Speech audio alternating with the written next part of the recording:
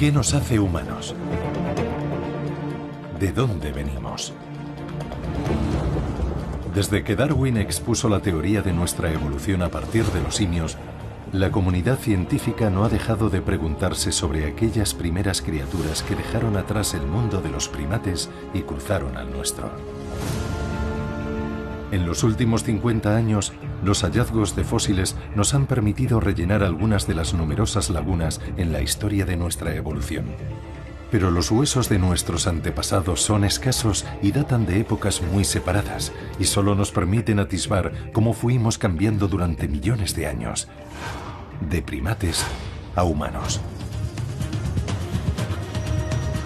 Ahora en Sudáfrica, en cuevas subterráneas situadas a una profundidad peligrosa, se han descubierto dos nuevas especies de homínidos, nuestros antepasados humanos. Ahí estaba, ahí mismo. Uno de los homínidos más espectaculares que se han descubierto yacía en el suelo de una cueva. Y no eran simplemente unos cuantos fragmentos de hueso. Están por todas partes. Aquí hay miles. Es increíble cuántos huesos están saliendo. ¡Qué maravilla! Lo primero que me vino a la cabeza fue esa anécdota de Howard Carter, cuando abrió la tumba de Tutankamón. Cuando Lord Carnarvon, que estaba al fondo, le preguntó ¿qué ves? Y Carter le respondió, cosas maravillosas. Esto hay que celebrarlo. Sí. Hemos encontrado una criatura excepcional y absolutamente inesperada. Estos huesos podrían al fin delimitar nuestro pasado. ¿Qué nos contarán acerca de cómo nos hicimos humanos? Una nueva luz alumbra la cuna de la humanidad.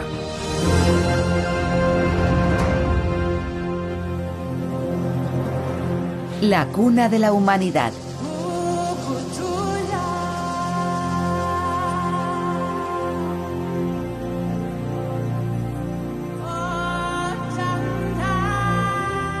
Las altas llanuras que se extienden al noroeste de Johannesburgo reciben el nombre de la cuna de la humanidad.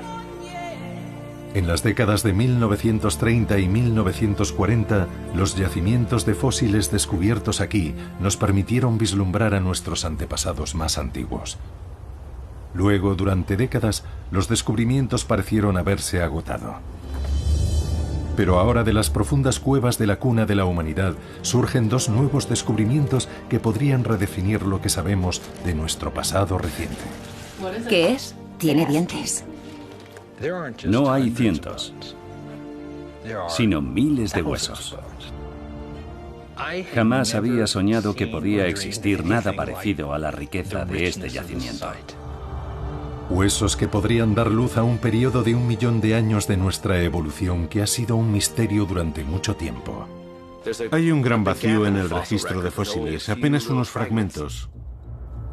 El registro fósil apunta a que en ese gran vacío se sitúa la cuna de la humanidad.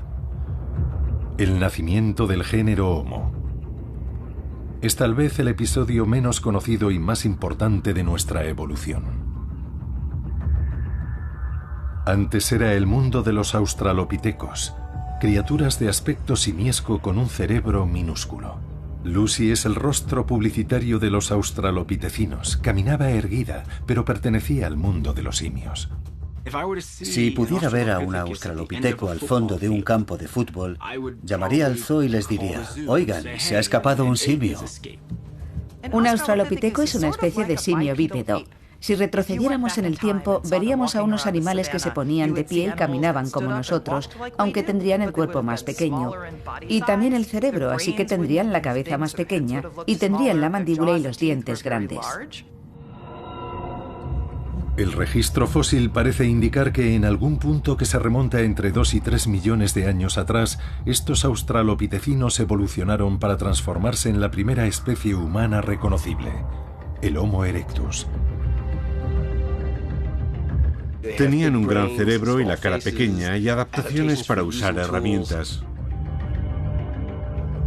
Si viéramos a un Homo erectus al otro extremo de un campo de fútbol, probablemente llamaríamos a la policía y diríamos, oigan, aquí hay un hombre salvaje.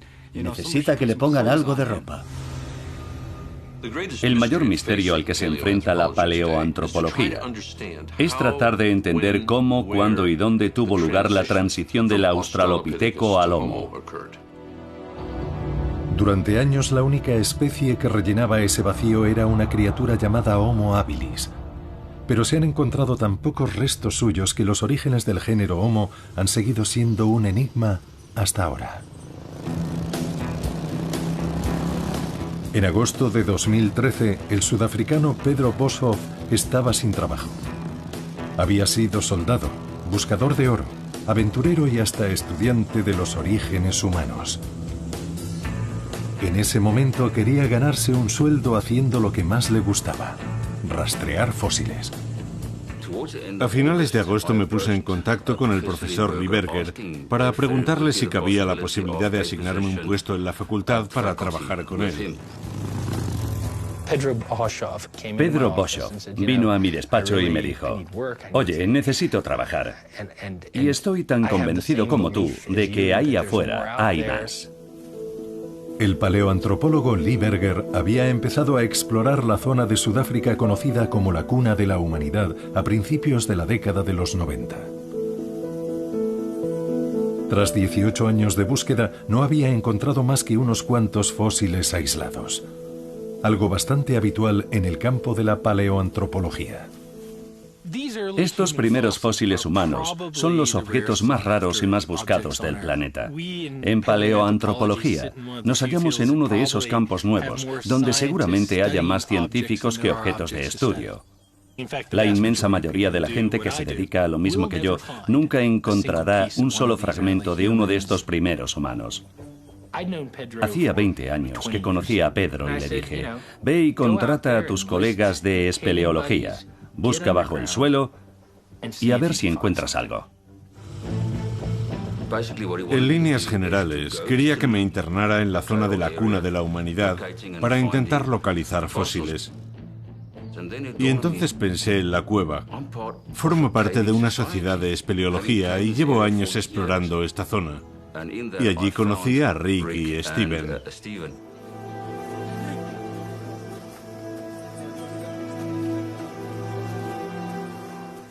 Les pedí que intentaran abrirse paso por las simas y cuevas hacia el este de la cuna, y yo me lancé en dirección oeste.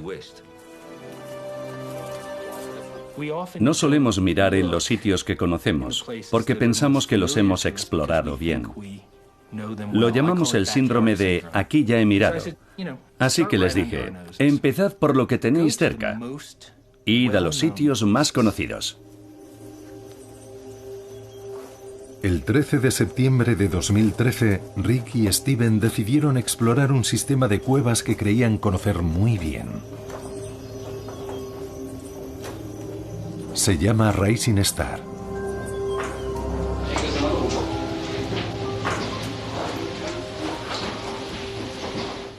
Es una cueva asombrosa.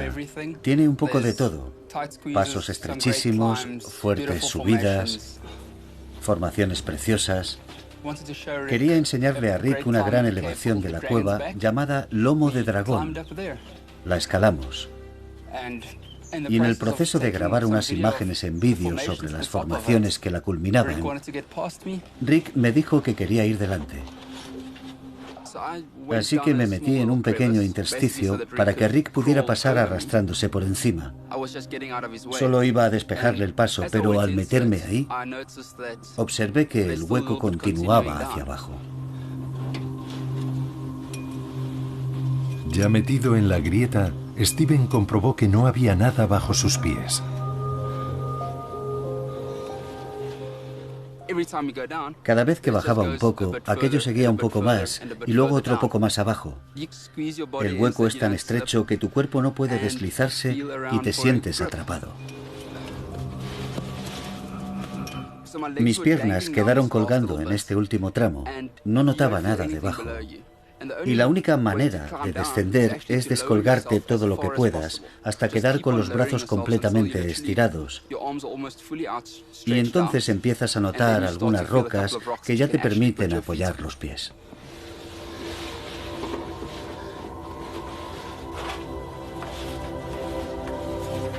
Steven desembocó en una cámara oculta. Llamó a Rick para que se reuniera con él allí abajo. Sobre sus cabezas podían ver gigantescas formaciones rocosas, pero el verdadero descubrimiento estaba debajo de sus pies. El suelo de la cueva estaba cubierto de huesos pequeños. Al principio vimos que allí había un hueso. Nos fijamos un poco más y encontramos otro. Vimos unos dientes en las piedras y supimos que habíamos encontrado algo. Y había un cráneo en el suelo. Y luego, una de las piezas más interesantes era una mandíbula que conservaba 4 dientes. Rick y Steven hicieron fotografías y decidieron enseñárselas a Pedro. Nunca olvidaré cuando vino a mí con sus fotos. Las pone en el ordenador y lo primero que veo es esa mandíbula con los dientes y me doy cuenta de que es un hominino. Llamé enseguida al profesor Berger. No respondía al teléfono, así que decidimos coger el coche e ir a su casa. Estábamos muy nerviosos, claro. Sí, eran las 9:30. Ya había anochecido, pero noté la emoción en su voz. Abrieron el ordenador y de pronto vi algo que nunca imaginé que podría ver alguna vez en la pantalla de un ordenador. Era una mandíbula de lo que claramente era un primer homínido. Los dientes estaban perfectos. En la siguiente fotografía se veía un cráneo. Se podían distinguir sus contornos. Había huesos por todas partes. Los fotografiaron todos. Por lo que podía ver en las imágenes, eran de un homínido. Yo estaba medio en shock. Porque para mí todo sucedió como si fuera un accidente de coche. Lo veía todo en blanco y negro y no oía nada.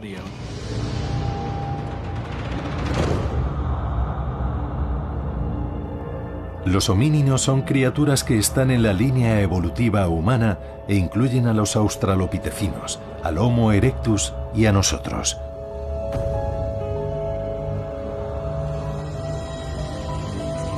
Una vez superada la impresión del principio, Lee se puso rápidamente a dilucidar qué clase de homínido podría ser.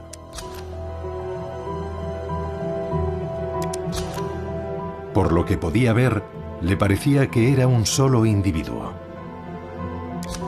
Probablemente uno de esos australopitecinos que hicieron su aparición hace unos 4 millones de años. La única manera de saberlo con seguridad era subir los fósiles. Lee sabía que no había tiempo que perder. Tenía que tomar una decisión. Y poco antes de la 1 de la madrugada, decidí que la historia nunca me lo perdonaría si no actuaba ya.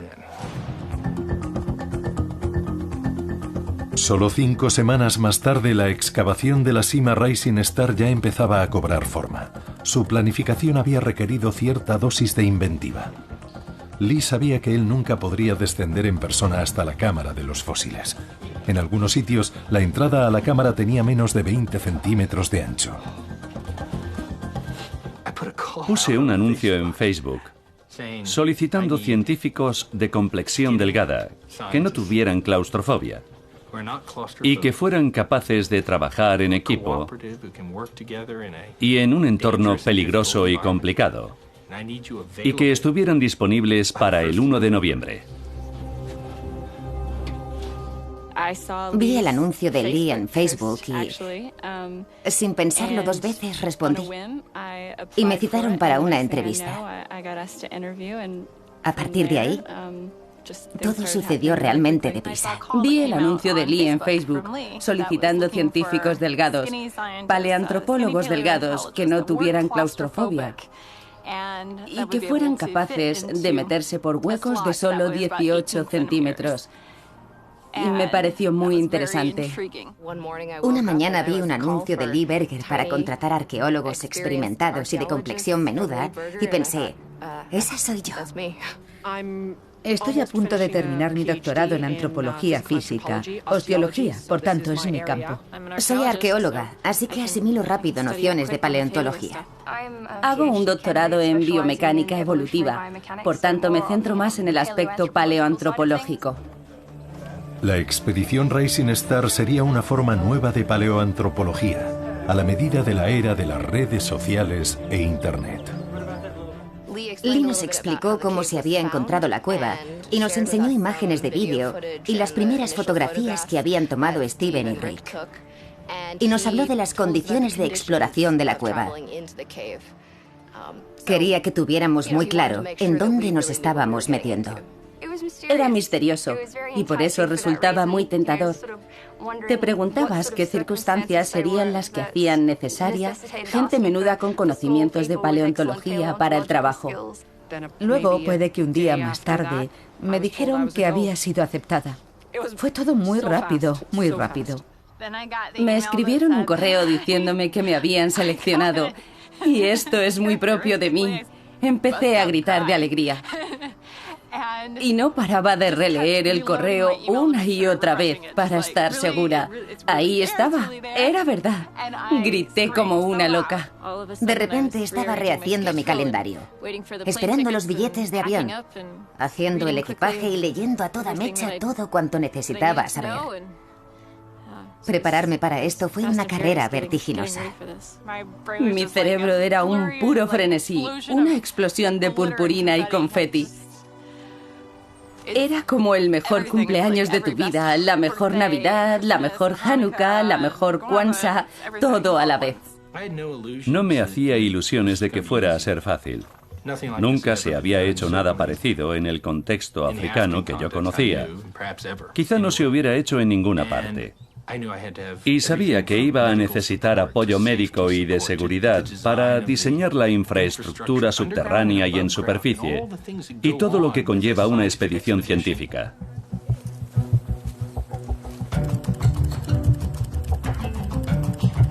Vamos a coger una bolsa. Mientras se instalaba el campamento, Pedro, Rick y Steven prepararon la cueva para el equipo de excavación.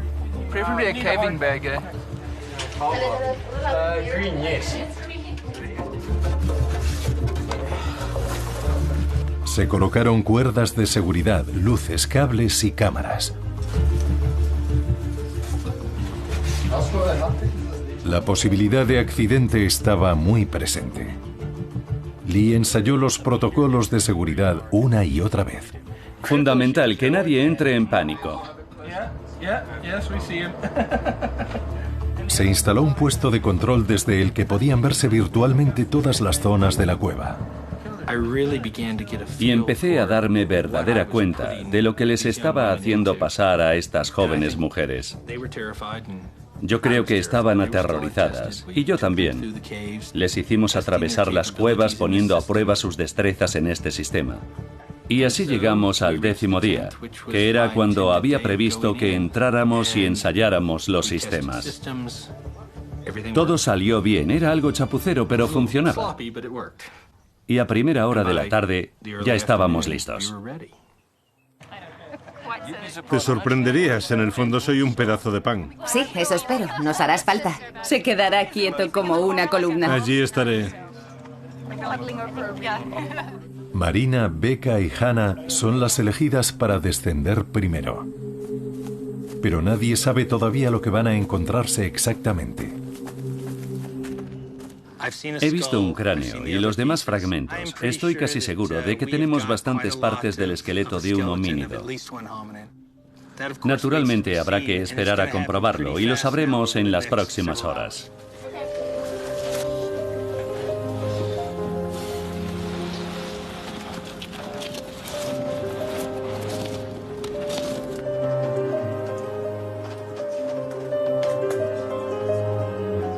Mientras son observadas con nerviosismo por Lee y el resto del equipo desde el puesto de mando, Marina, Becca y Hannah se adentran más y más en la cima. El descenso es difícil. Cuando miré hacia abajo pensé, no sé si voy a poder hacerlo. Pero una vez que me decidí a bajar, todo fue mucho mejor de lo que me temía. Estoy intentando ir un poco más despacio porque tengo la GoPro en marcha. Era una sensación increíble, pensar lo lejos que estabas de todos allí arriba, en el centro de control, y ser plenamente consciente de lo que habías ido a hacer allí abajo. Me sentía un poco agobiada, pero también tienes que sobreponerte porque dispones de un tiempo muy limitado y tienes un trabajo que hacer, un trabajo muy importante que hacer. Bajar la primera vez por el conducto no fue tan malo como me lo imaginaba. Después llegas a una zona de aterrizaje y hay un pasadizo que tienes que atravesar. No llega a ser un estrechamiento, pero es estrecho. Luego la cámara vuelve a abrirse.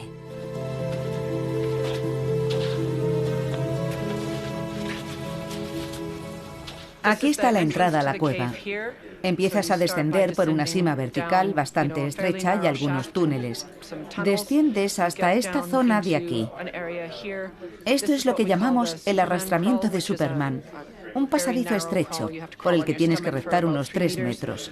Luego pasas a otra cámara. Esto es lo que llamamos el lomo del dragón, que es una empinada cresta con unos 4 o 5 metros de caída a cada lado. Llegas hasta la cima del lomo del dragón y ya estás arriba del conducto, que es otra especie de acceso a un túnel, y desde ahí inicias los 12 metros de descenso a la cámara. Marina es la primera en entrar en la cámara. Sentía cierta inquietud, he de confesar, y muchísima emoción al ser la primera que entraba en la cueva. Para empezar, la cueva es preciosa, geológicamente hablando. Después, si miras hacia abajo, te encuentras con un mar de huesos. Y es evidente que no son huesos normales. Sí, era asombrosa. Increíble. Entonces las vi entrar en la cámara. Ajustamos la configuración de las cámaras y veía sus pies moviéndose. Era surrealista. Va con cuidado. Ya veo. Fantástico. Allá vamos. Están marcando el cráneo. Puedes ver el cráneo aquí. Ahora está marcando la mandíbula. Y entonces arrancó el proceso de hacer ciencia. Pondremos el marcador número 1 junto a la mandíbula y ahí nos centraremos. ¿Vale? Fenomenal. Bien, gracias. Adiós. Sí, ahí está perfecto. Vale, empieza a escanear. Bien, escanea. La primera incursión en la cámara de los fósiles solo dura unas horas. Tiempo de sobra para empezar a escanear y marcar fragmentos óseos. Vale. Aquí nos paramos. Bien. ¿Qué tal ha salido? Veamos. Ya lo está mapeando. Por fin llega el momento de subir el primero de los valiosos fósiles, la mandíbula. Arriba. Ahí viene. Sí, sí. Veo lo que parece una mandíbula ahí en el medio. A la derecha. Tiene un aspecto magnífico.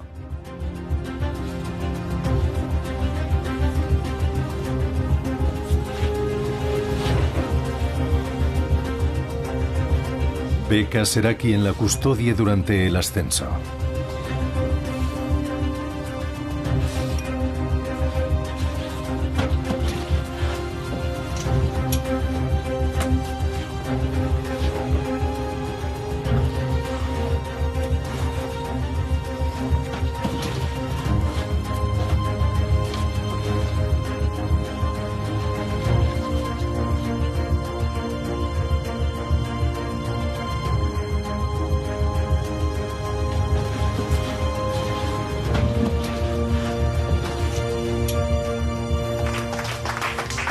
¡Bravo! Muy bien. ¿Tienes el fósil? Sí, tengo el fósil. Bien hecho. Aquí tienes. Por fin iba a descubrir para qué había organizado todo aquello.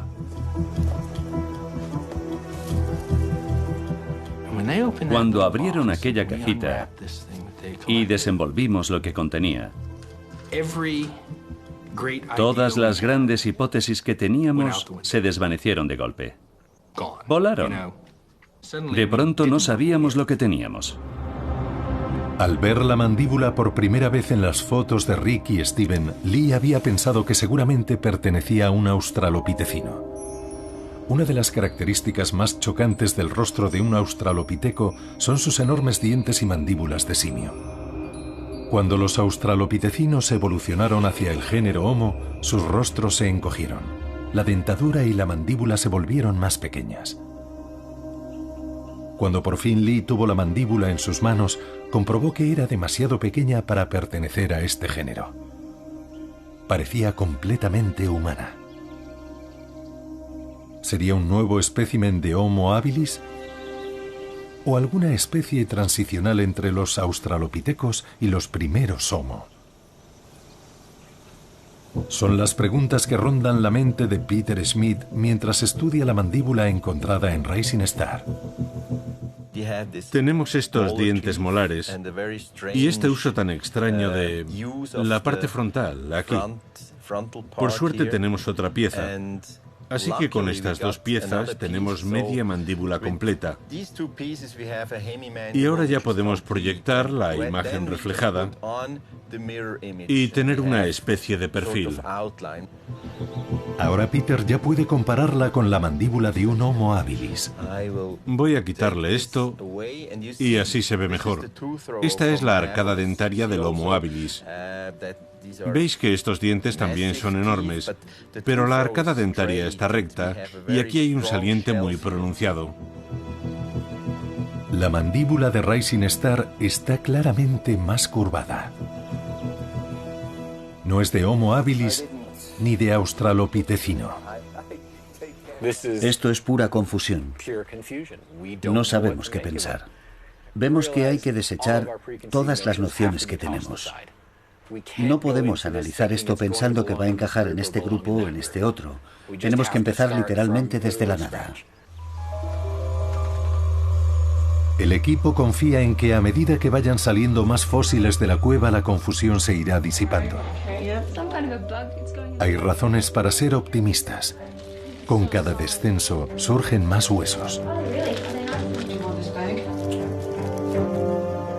Probablemente solo habían pasado unas 2 horas cuando comprendimos que además no era un solo esqueleto. Otro fémur. Si no recuerdo mal, fue cuando apareció un segundo fémur del mismo lado del cuerpo. Dado que nunca ha existido un homínido de 3 piernas, dedujimos que había 2 y luego que había 3. Y para el segundo día ya eran 4. Entonces supimos que habíamos dado con algo muy especial. Bien, buena suerte, Becca. Estamos impacientes. Llevas algo que estamos deseando ver. Cada vez que los científicos retiraban un hueso de la cueva, aparecía otro debajo. Están por todas partes. Hay huesos esparcidos por todo el lugar. No solo la cámara, sino también los pasadizos por los que se accede a ella están sembrados de fragmentos de hueso. Estaba ahí, buscaba una postura cómoda, y ahí estaba, me llamó la atención. Rick estaba como excavador de seguridad esperando. Al dar un golpecito en la tierra con el pie aparecieron restos. Tienes que pasarme varios banderines. ¿Tienes suficientes? A medida que iban acumulándose más y más fósiles, la imagen de la criatura de la cueva Rising Star empezaba a perfilarse. Esto pertenece a una pelvis infantil. Sí, así es. Los huesos del muslo y la cadera les indican que era un bípedo que caminaba erguido, pero su forma de caminar era muy primitiva. Por lo que podían ver del cráneo expuesto, era pequeño, no mucho mayor que el de un chimpancé. Sin embargo, la dentadura y la mandíbula parecen más modernas, de tipo Homo. Empieza a parecerles que han encontrado una especie diferente a la de la cuna de la humanidad. Pero ¿a qué lado de la división australopitecino-Homo corresponde? Uno de los fósiles imprescindibles para saber la respuesta es el cráneo. Lo están reservando para el final. La distancia es perfecta. Veo el segundo marcador. Graba. Grabando. Mientras, otro hecho extraordinario empieza a quedar patente. no hay animales en la cueva. Todos los fósiles son de antepasados humanos. Es algo insólito.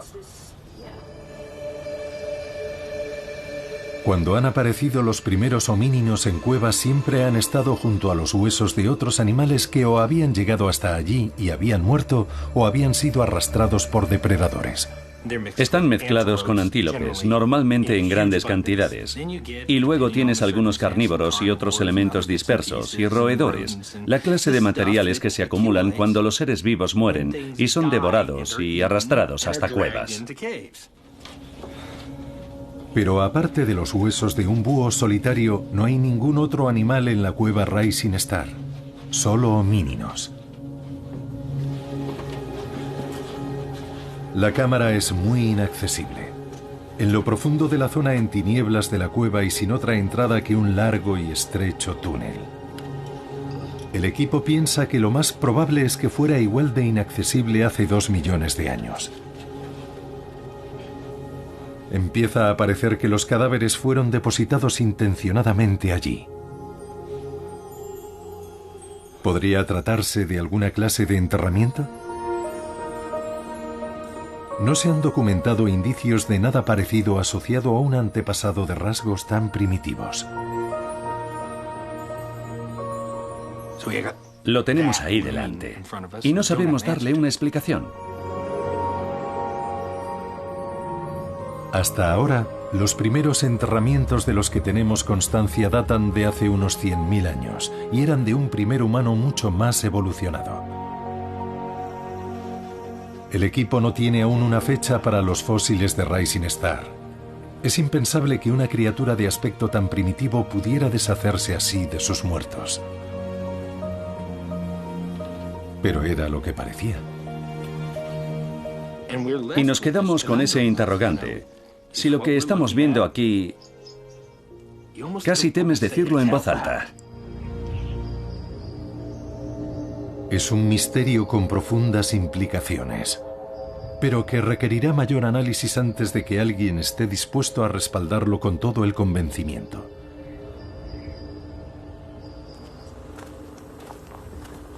La excavación se acerca ya a su tercera y última semana. El hueso, que quizás sea el más importante de todos, se ha dejado para el final: el cráneo. Su forma y el tamaño de los arcos superciliares serán fundamentales para determinar si la criatura de Rising Star es australopithecina u homo, humana.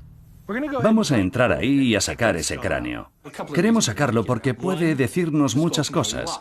Su capacidad craneal, para hacernos una idea de la forma del cráneo. Si tiene la forma del australopithecino, contraído en la parte frontal, o es redondeado como un cráneo humano. Es frágil. Es un fragmento de hueso fino y podría romperse. Y hay que sacarlo para ver lo que hay debajo. Había mucha tensión acumulada y la extracción resultó mucho más difícil de lo que esperábamos. A por ellos, buena suerte, buena captura. Gracias.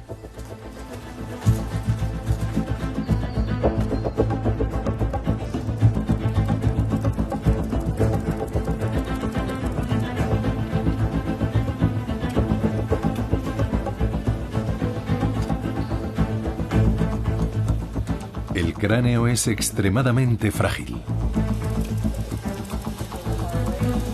El equipo escanea con cuidado la zona inmediata a él. Dame una bolsa. ¿Cómo de grande? Así está bien. Y comienzan el laborioso proceso de retirar cada minúsculo fragmento de hueso situado alrededor del cráneo. ¿Necesitas bolsas medianas? No. Por último, escarban y retiran la tierra con delicadeza para liberarlo. Hay que ir muy despacio.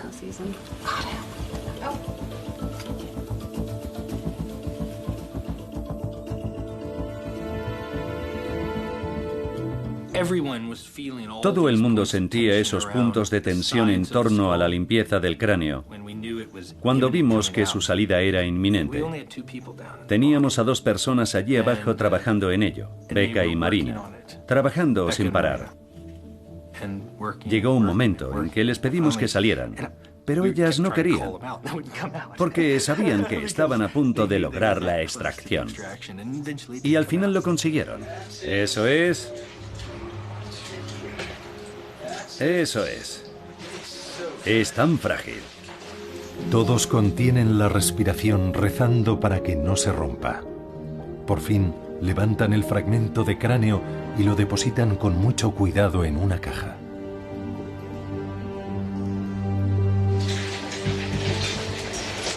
Eso es.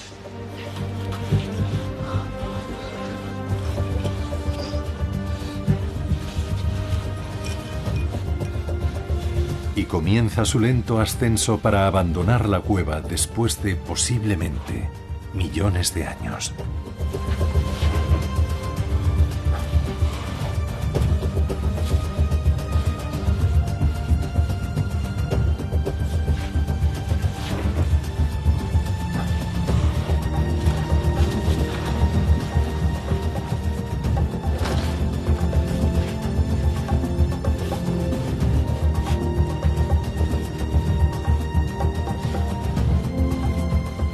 Está sujetando la caja. Sí, pero no puede hacerlo así. Tendrá que ir con más cuidado. Sí, eso es. ¡Bien! Ahí está, muy bien.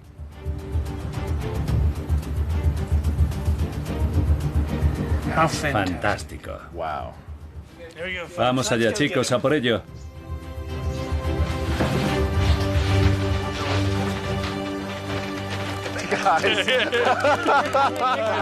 Bien hecho. Ha costado un poco.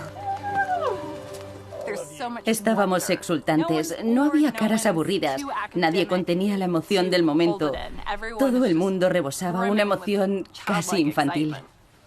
¿Me odiarás si cojo esto antes de abrazarte? Por favor, cógelo. Bravo. No me atrevo ni a abrazarte mientras lo sujetas. Es el momento que todos estaban esperando. Esperan que este fragmento de cráneo sea la pieza clave para determinar si la criatura de Rising Star es un australopitecino o un miembro de nuestro propio género. Estamos mirando, sí, el lóbulo frontal izquierdo, aquí, la cavidad orbitaria. Y luego parte del neurocráneo, justo detrás. Y esa es una pieza muy importante. Unos arcos superciliares grandes con hendiduras posteriores apuntarían a un australopitecino. Arcos más pequeños con indicios de un cráneo más redondeado indicarían que es Homo. Tenemos a nuestro genio particular. ¿Y tanto? ¿Es un genio en eso? Es indiscutiblemente Homo. Sí, Sí, sí. El veredicto del equipo es claro. Tienen a un nuevo miembro de nuestro género.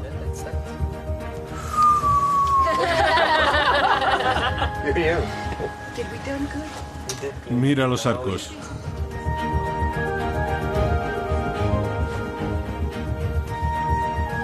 La pregunta ahora es, ¿qué puede contarles sobre los misteriosos orígenes de la humanidad?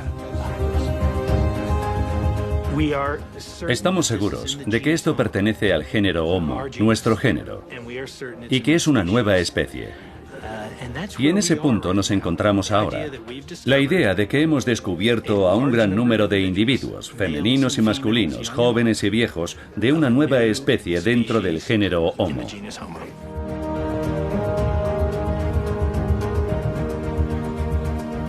En la fase siguiente tendrán que agrupar y analizar todos los demás restos fósiles. Ya tienen casi 2000 fragmentos de hueso pertenecientes a más de 12 individuos. Habían previsto que la excavación durara 3 semanas. Cuando se acercan a su fin, los científicos ya son conscientes de que apenas han rascado la superficie de todo lo que Rising Star tiene que ofrecer. Jamás había visto, ni había soñado, que podía existir nada parecido a la riqueza de este yacimiento. No son cientos de huesos. Hay miles de huesos. Y no aparecen soplando sin más sobre el suelo. Es algo que va a llevar mucho tiempo. Mientras todos vuelven a sus casas, Los fósiles de Rising Star se transportan con cuidado a la Universidad de Witwatersrand. En un simposio celebrado a los 6 meses de la excavación, los investigadores se reúnen para realizar un análisis intensivo del material fósil. Aquí están en la fase analítica, en la fase de diagnóstico. Y es un experimento de trabajo en colaboración, reuniendo a algunas de las mentes más brillantes del planeta, con los datos más recientes para analizar los más de 1.700 restos fósiles de homínidos que recuperamos el pasado mes de noviembre. Y ha sido fantástico poder observar esta corriente constante de energía científica. Casi se puede sentir en esta sala.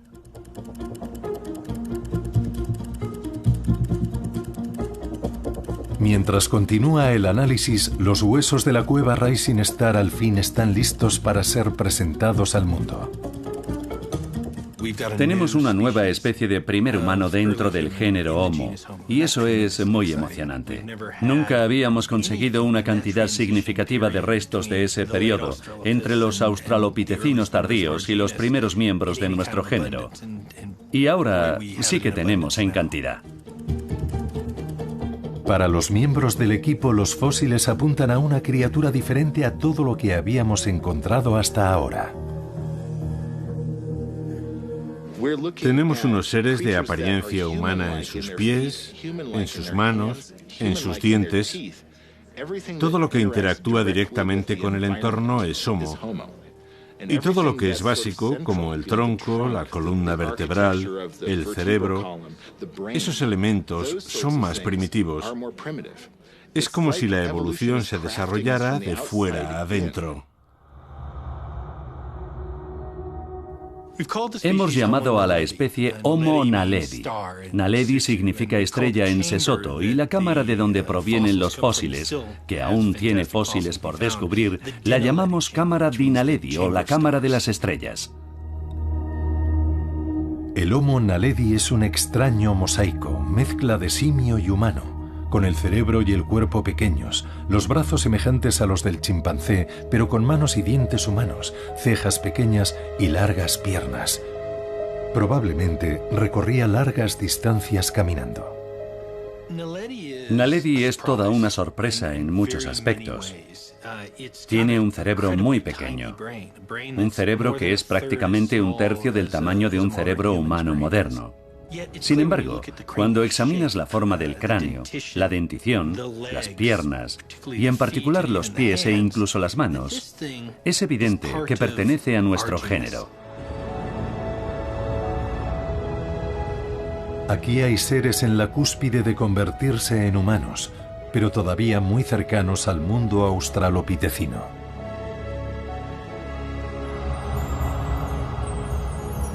Lo cual hace todavía más interesante la pregunta de cómo se introdujeron en la cueva. Da la impresión de que llegaron allí porque alguien los depositó allí. Ahora bien, si uno afirma esto, debe asumir que es una afirmación controvertida. Por eso lo enfocamos de una manera muy conservadora. Podemos demostrar que no hay señales de depredación, que no hay acumulaciones de ningún depredador, solo homínidos, que no llegaron todos ahí al mismo tiempo y que no ha entrado material por inundación en la cámara. Y hasta ahí llegan los datos científicos. Por tanto, la mejor hipótesis que se nos ocurre es que los depositaron allí. Si esto fuera cierto, las implicaciones tendrían una gran trascendencia. Si los homínidos de Rising Star se deshacían de sus muertos intencionadamente, entonces eran capaces de eso a pesar de su reducido cerebro. Ello nos obligaría a cambiar lo que pensamos sobre las capacidades cognitivas y los mecanismos neurológicos necesarios para tener ese comportamiento. Y eso es realmente interesante. Esto encaja con nuevas formas de pensar sobre la transición de simio a humano. Muchos científicos creen ahora que un elemento clave de esa transición fue el desarrollo de una cooperación y unos vínculos sociales más sólidos. Por tanto, si la cámara de Rising Star fuera en efecto un enterramiento, es posible que indique que aquí, en la cuna de la humanidad, esos vínculos sociales complejos habían empezado a adquirir forma. Esta posibilidad generará un feroz debate a medida que vayan opinando otros científicos.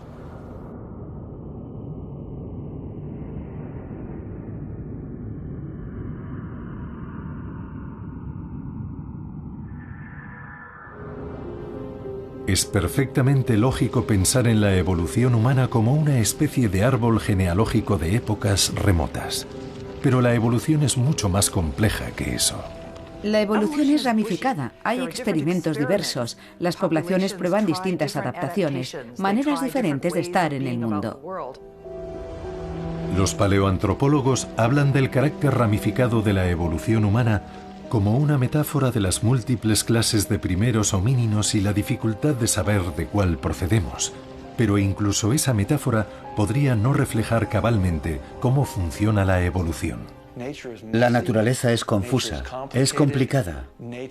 La naturaleza no respeta nuestro deseo de poner los fósiles bien ordenados en los cajones y de clasificar especies perfectamente diferenciadas. Los fósiles de Rising Star presentan un mosaico de rasgos de Australopithecino y Homo. Parecen indicar que en la cuna de la humanidad hubo múltiples experimentos evolutivos con simios de cuerpo pequeño y cerebro pequeño que caminaban erguidos.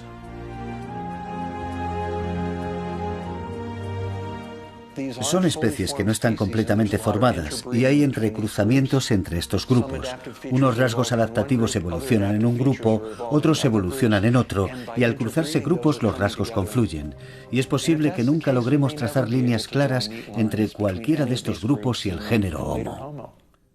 Ahora la metáfora más adecuada quizás sea un río trenzado, y esa metáfora se deriva del descubrimiento de estos homínidos mosaico como Naledi y otros. Nos indican que hubo muchos experimentos.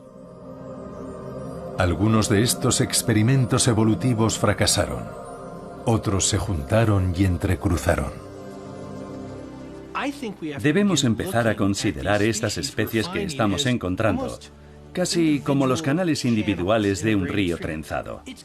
Está claro que tienen algo que ver con la población final que somos nosotros, pero es difícil determinar a cuál de ellas le debemos el hecho de estar aquí. Los nuevos hallazgos en las llanuras de Sudáfrica añaden un nuevo capítulo fundamental a la historia de nuestros orígenes. El tentador vacío en el registro fósil de los comienzos de nuestro género se va rellenando poco a poco. Por fin se hace la luz en la cuna de la humanidad.